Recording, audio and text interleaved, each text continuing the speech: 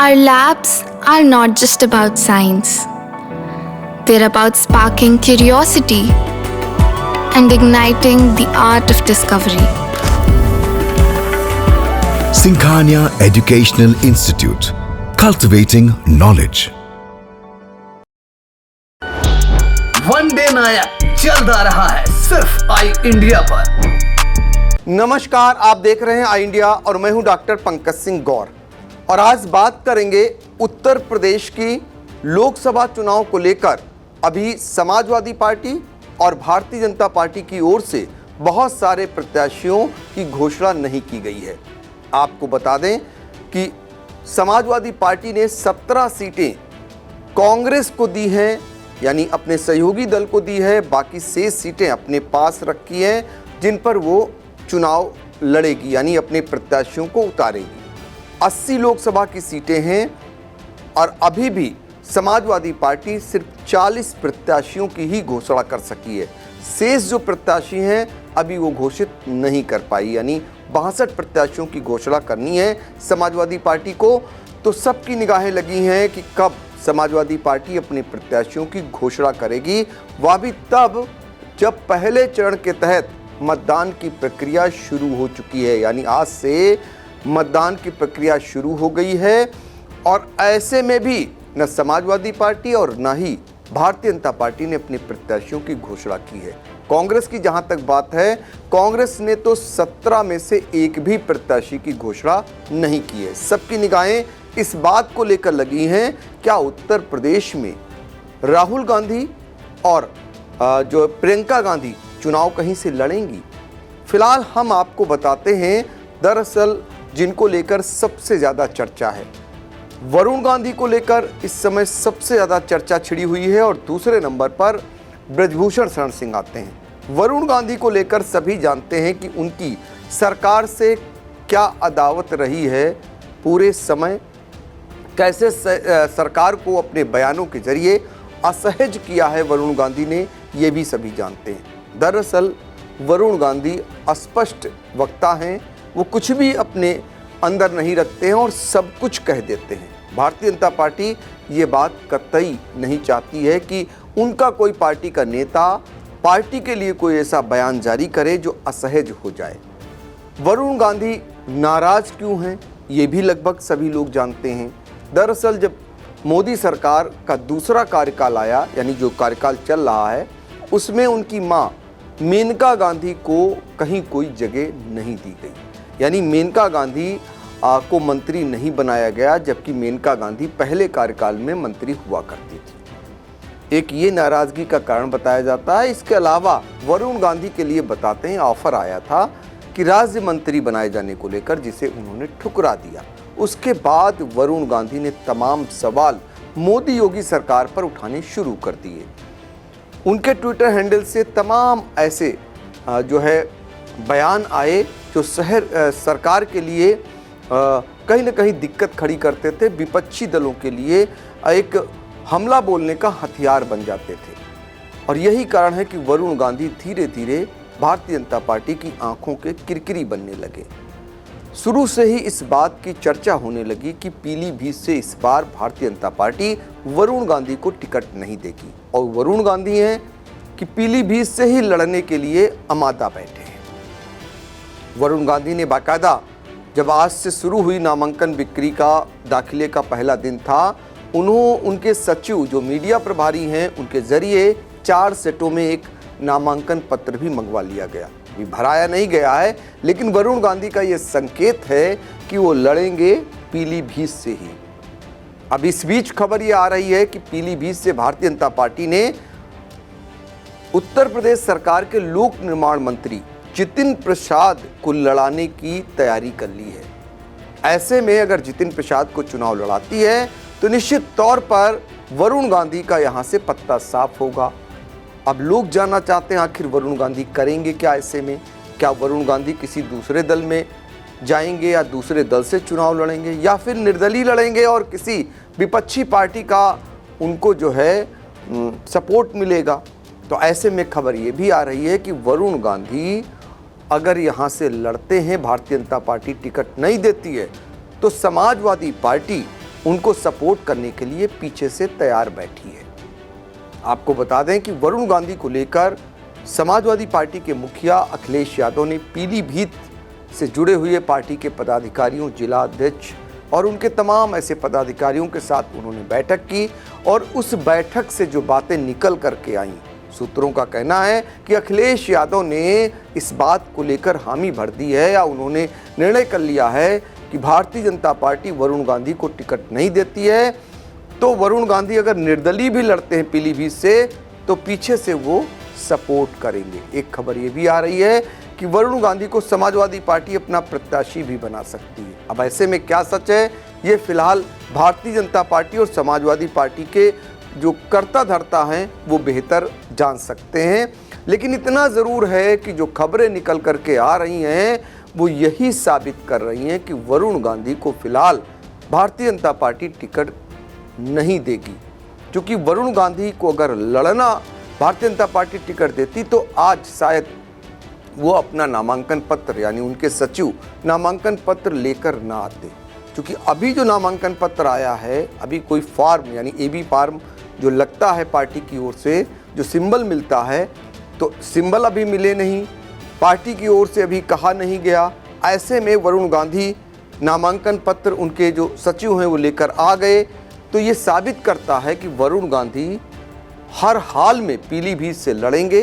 Bharatiya Janata party ticket दे या नहीं दे, क्यों ना वो निर्दलीय लड़ें, दूसरे पार्टी का उन्हें सहयोग मिलेगा, ऐसी संभावनाएं बहुत प्रबल बनी हुई हैं। तो ये हालात हैं फिलहाल वरुण गांधी को लेकर जो हमने आपको बताया, क्योंकि वरुण गांधी को लेकर तमाम लोग जानना चाह रहे थे। अब हम आपको ये भी बता दें जितिन प्रसाद को आखिर पीलीभीत से भारतीय जनता पार्टी क्यों लड़ाना चाहती है। यार जितिन प्रसाद तो पहले से ही तैयारी कर रहे थे। सबसे पहले नंबर पर उनके धौरारा लोकसभा सीट से वो लड़ना चाह रहे थे।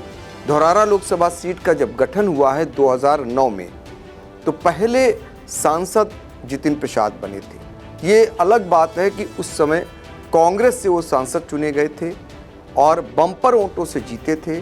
केंद्र में सरकार में वो केंद्रीय मंत्री बने थे। लेकिन जैसे जैसे कांग्रेस के दुर्दिन हुए, जितिन प्रसाद की भी हालत खस्ता होती गई और जितिन प्रसाद यहाँ से 2 बार लोकसभा का चुनाव बुरी तरह से हार गए, यहाँ तक कि जमानत नहीं बची। ऐसे में जितिन प्रसाद ने विधानसभा में भी हाथ आजमाया और शाहजहांपुर की तिलहर विधानसभा से लड़ने के लिए पहुंचे। वहां भी तब हार गए जब समाजवादी पार्टी और कांग्रेस के गठबंधन से वो चुनाव लड़े और नतीजे में उनको हार का सामना करना पड़ा। 3 चुनाव हारने के बाद जब लगा कि अब कांग्रेस के दिन अच्छे नहीं हैं, तो जितिन प्रसाद जो कभी राहुल गांधी के नवरत्नों में गिने जाते थे, उनके जिस क्षेत्र से वो चुनाव लड़े थे धौरारा से, वहाँ एक नारा दिया गया था, जितिन नहीं ये आंधी है, दूसरा राहुल गांधी है। उसके बाद वो मोदी और अमित शाह के खास हो गए। भारतीय जनता पार्टी ने उन्हें शामिल कर लिया। वो चुनाव नहीं जीते, फिर भी भारतीय जनता पार्टी ने उन्हें एमएलसी बनाया। एमएलसी बनाने के बाद सबसे पावरफुल मंत्रालय यानी सबसे जो मुख्यमंत्री के बाद वाला मंत्रालय कहा जाता है लोक निर्माण विभाग, उसका जितिन प्रसाद को मंत्री बनाया गया। कैबिनेट मंत्री बने और मंत्री हैं मौजूदा समय में। सभी जानते हैं कि वो लोकसभा का चुनाव लड़ना चाहते हैं। दरअसल वो जितिन प्रसाद केंद्र की राजनीति में जाना चाहते हैं, क्योंकि उनकी मोदी और अमित शाह से अच्छी बनती है। यूपी में वो अपने आप को उतना अच्छा महसूस नहीं कर रहे हैं। ऐसे में जितिन प्रसाद को भारतीय जनता पार्टी पीलीभीत से अब लड़ाना चाहती। पीलीभीत उनका अपना पैतृक जनपद है। यहाँ पर प्रसादपुर गांव है पीलीभीत में, जहाँ के जितिन प्रसाद रहने वाले हैं। प्रसाद भवन शाहजहांपुर में उनका बना हुआ है। तो कई जनपदों में वो राजनीति करते हैं। जितिन प्रसाद की एक राजनीतिक क्षेत्र अगर देखा जाए तो शाहजहांपुर हुआ करता था। शाहजहांपुर चूँकि लोकसभा सीट आरक्षित है, धौरारा निकल करके आए, जो धौरारा सीतापुर और लखीमपुर को मिलाकर बनी हुई है। धौरारा में वो राजनीति करते हैं, लखीमपुर तक उनका दखल है, सीतापुर में उनका दखल है और पीलीभीत में भी उनका अपना एक उनकी पहचान है। और ऐसे में उन्हें पीलीभीत से भारतीय जनता पार्टी लड़ाना चाहती है। अब हम आपको लेकर चलेंगे 5वें चरण के तहत गोंडा में चुनाव होगा। 26 मार्च से यहां पर भी नामांकन शुरू हो जाएगा, लेकिन भारतीय जनता पार्टी की ओर से गोंडा के लिए अभी प्रत्याशी की घोषणा नहीं की है। भारतीय जनता पार्टी ने 51 अपने प्रत्याशियों को ही घोषित किया है। शेष जो उनके प्रत्याशी हैं, चूंकि 80 लोकसभा सीटें हैं, उनमें इस बार बहुत कुछ बदलाव होने की संभावनाएं हैं। चूंकि जो 51 प्रत्याशी घोषित किए थे भारतीय जनता पार्टी ने, उसमें सिर्फ 4 सीटें ऐसी थी जो बदली गई थी, जहां पर भारतीय जनता पार्टी जीत नहीं पाई थी पिछली बार। बाकी सभी पुराने उनके अपने सांसद उतार दिए गए। अब ऐसे में गोंडा में ब्रजभूषण शरण सिंह का क्या होगा? क्योंकि प्रधानमंत्री नरेंद्र मोदी महिलाओं को लेकर तमाम दावे करते हैं। महिला हितैषी होने का उनके द्वारा तमाम बातें कही जाती हैं। ऐसे में ब्रजभूषण शरण सिंह पर जो आरोप हैं, इसको लेकर विपक्षी दल उन पर निशाना साधते हैं।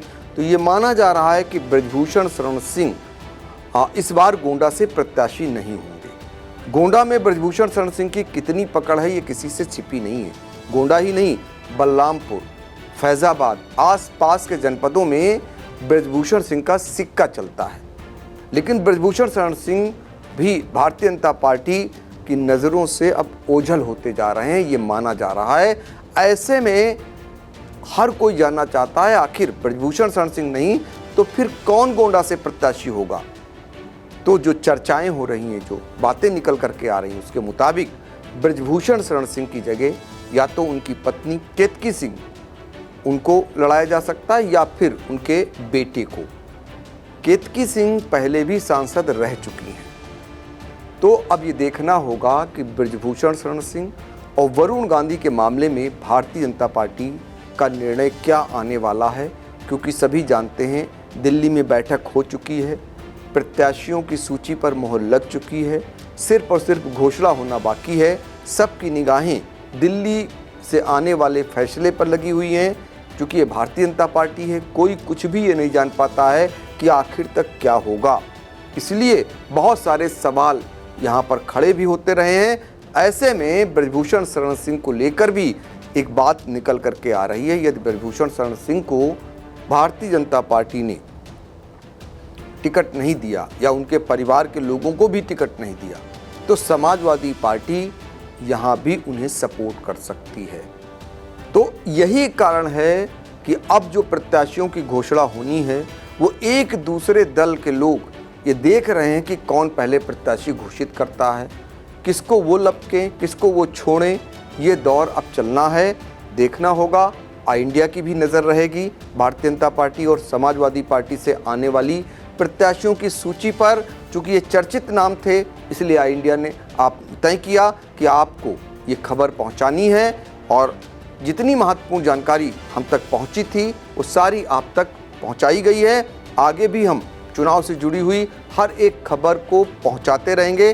फिलहाल आप लोग देखते रहिए आई इंडिया, और हाँ, कमेंट के जरिए ज़रूर हमें अपना सुझाव दें। वनडे नायक चलता रहा है सिर्फ आई इंडिया पर।